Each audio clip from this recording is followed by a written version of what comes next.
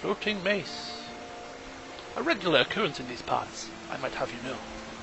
Come along, no more stops. We need to find our way to Solitude. Why are we even going to a wedding at this far-flung end of the Empire anyway? Wedding? I told you, it's the wedding of Vittoria Vinci, an extremely well-connected merchant with the East Empire Company. The Emperor's cousin, remember? Hopefully these gifts will put us in her good graces, secure that import deal, and lead the way to an audience with the Emperor. Why are you in the water? Taking a bit of a dip? Cooling off? I don't know. Get away from me, you Skyrim trash. Oh! Well, excuse me for taking the time to greet you, you miserable old wench. What about you? Don't bother me, peasant. I've had a long journey and paid too much coin on these gifts to be late to Vittoria's wedding. We can rob him of the gifts. Unfortunately, that's not Elwyn's style. Well, enjoy the wedding, friend. Indeed, if we ever get there. Well, you won't get there stood in the middle of a flowing river. I know that for certain. Okay. See? Chance encounters. I love them. I should really have slapped her in the face. How dare she be so miserable on a fine day like this?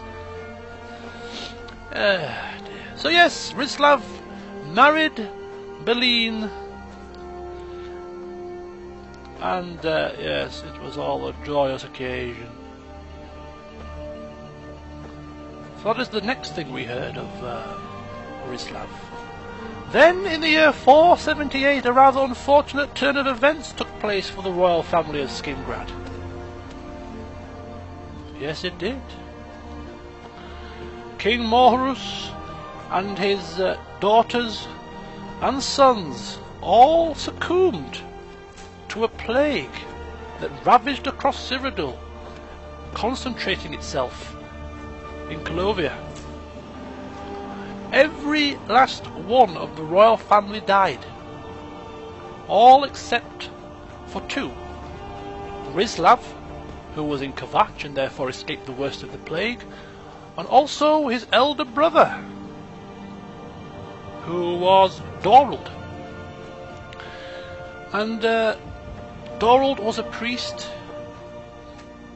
of Maruk, and he was in the imperial city at the time of the plague, and that is why he too escaped its wrath. And as a result of the family's downfall, being the elder brother, Dorald assumed his place as king of Skingrad.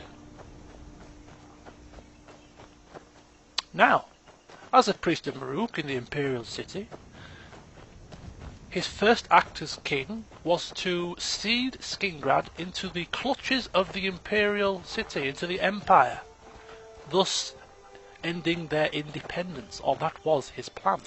And as you can imagine, the populace of Skingrad was extremely enraged by this proposition from their new king. And as a result, Rislav rode forth to confront Dorald, because he too had heard of the new king's intentions. He rode forth with his wife and 24 guards, not a large army by any stretch of the imagination, but due to the fact that the Skingrad guards themselves too disapproved of their king's intentions, they did not stand in Rislav's way. And eventually Rislav made his way to the castle courtyard, where he met his elder brother Dorald,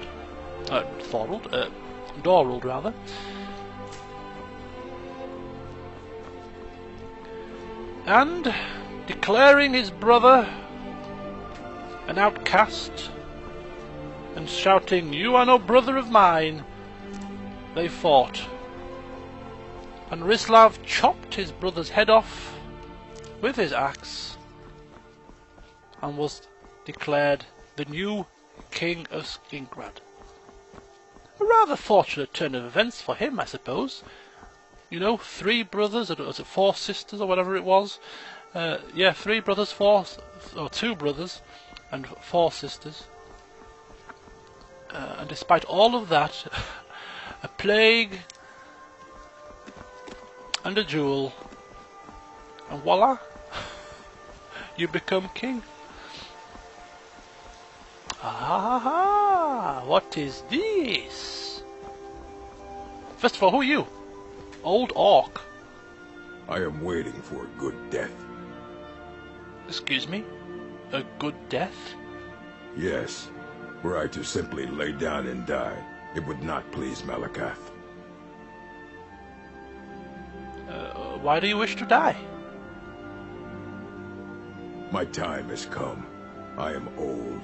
Too old to become chief. It would be wrong for me to take wives at this age. So I will die. Malakath has given me a vision of a glorious death. I am to wait here until it finds me. As you can see, it has not yet arrived. You don't look that old to me. Surely you could still be a strong, capable warrior. To seek your death, it seems rather cowardly to me. Indeed. One should find his death while he can still call himself a proper man. We Orcmen are not like these Nords and Imperials who carry on until they are gray and feeble and their hair falls out. To cling to something past its usefulness is unseemly. How much more so when that thing is you? Oh well, seems like I can't change your mind, so enjoy your death, I suppose. You should leave. I don't want you scaring off my good death. Maik carries 2 weapons to be safe. What if one breaks? That would be most unlucky. Hey, don't run away, Mike. I need to speak. No, no, no, no! Ooh, bear. Oh, save the cat. Come here. Oh, who's killed all these bears? Who's killed all these saber cats? How very bizarre. Anyway, yeah, I didn't know who... Maik is always in search of calipers, yet he finds none. Where could they have gone? Where could they have gone indeed? Yes, I didn't know who this chap was before, but I did a bit of research on the internet and found out that he actually has he says quite a few things, he's got quite a few lines, all of which make relevance to new features of this game, old features of the last game that might not be in this game, for example. Maik hears many stories of war, yet few of them are true. And all of his lines, all of his quotes have some significant meaning to some kind of either events in the game. Maik is tired now. Go bother somebody else. No, keep speaking. Maik is done talking. Oh, you could only get a few snippets of information at a time. Oh well. Like he's mentioned of calipers there, like in Oblivion there were calipers in the game, but then he mentions that he can't find calipers now because I don't think calipers are in this game. And stuff like that.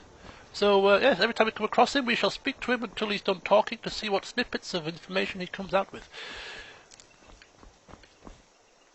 Okay. Carry on walking whilst picking flowers. It's getting dark.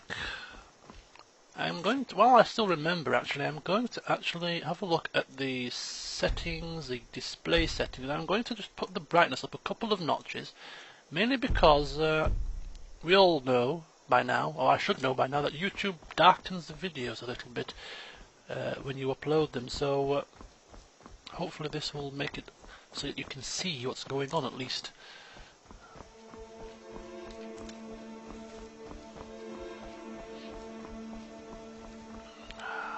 Local wildlife running around happily. Ah, yes.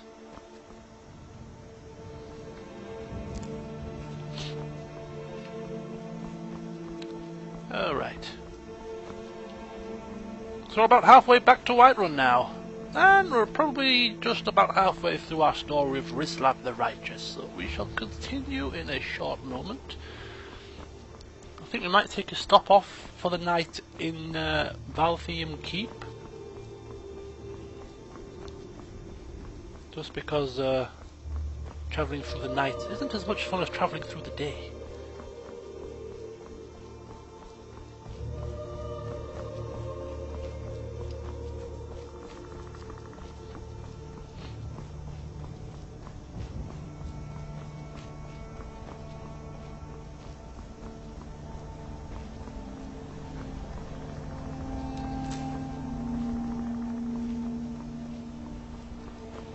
There it is.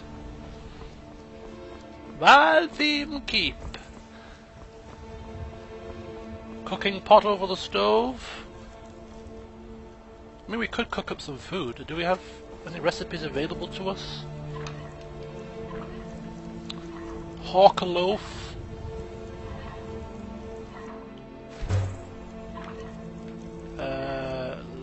Pheasant roast. Rabbit haunch. A couple of those. A couple of salmon steaks. Venison chop. All makes for good munching on a cold night. Right, okay, oops-a daisy. The time by my watch is 7:48 PM. I think we could probably make it back to Whiterun in a short amount of time. So we'll press on. We can still make it to Whiterun by a reasonable hour, and still have enough time to sleep, and wake up rested for the day's new events.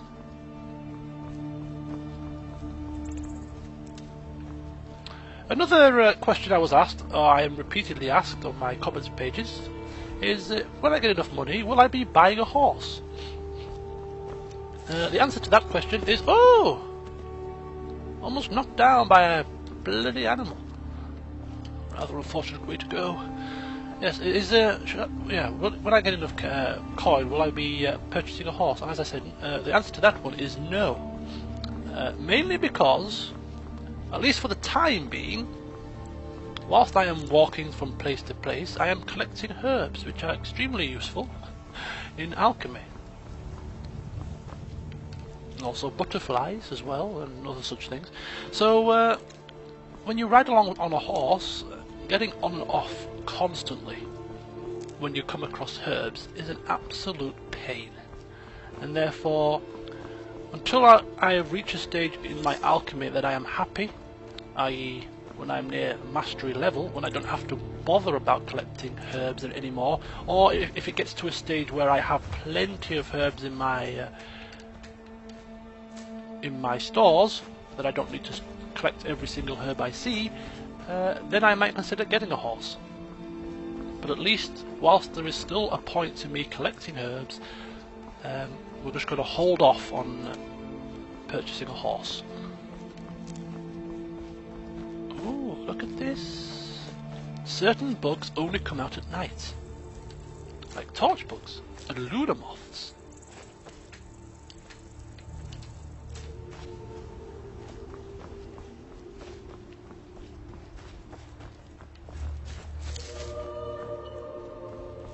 Come to me, little bugs. I need you for my potions.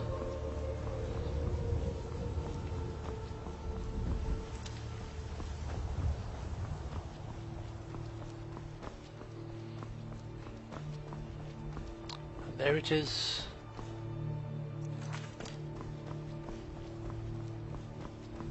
The beautiful. Oh my God! What the hell is happening here? Uh-oh. An Atronach? Where the hell did that come from? Anyway, we need to spring into action. And, yes, conjuring a flame Atronach used to be a big no-no for Elwyn until he read the book that told him that flame Atronachs are a neutral form of danger. So we can summon one. Oh!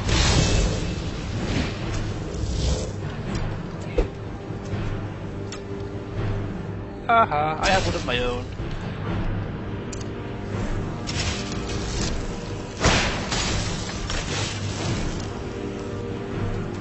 Uh-oh, watch out for the explosion!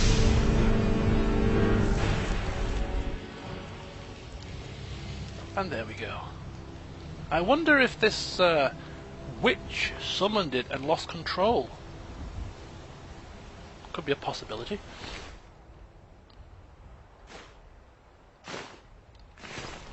Sorry to strip you naked, lovey, but your robes are quite pricey.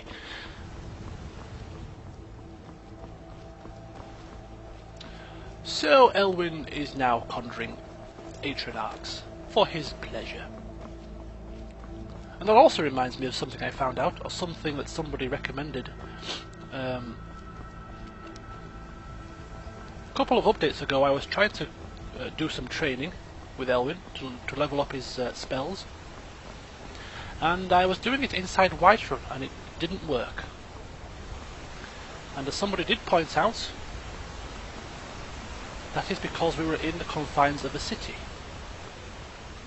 I did practice some spells outside the city on a separate save file, and it worked perfectly fine. So it seems you can only do your spell practice, which involves forcing your conjurations to attack you. They only attack you, excuse me, outside the city walls.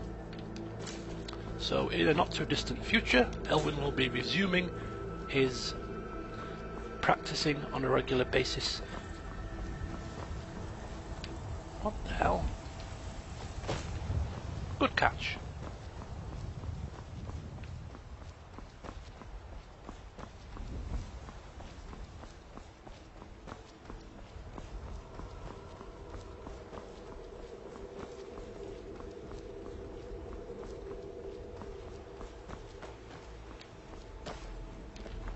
Still here. Lead on.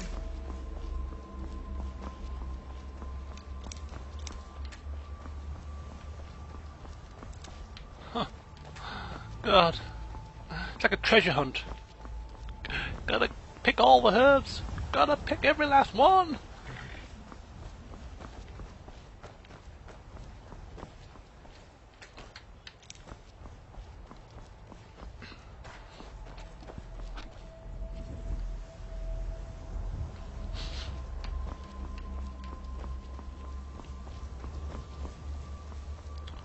So, we have made it, finally. Home sweet home. And I'm lost. I haven't been here for quite a while. Until we can, of course, afford to purchase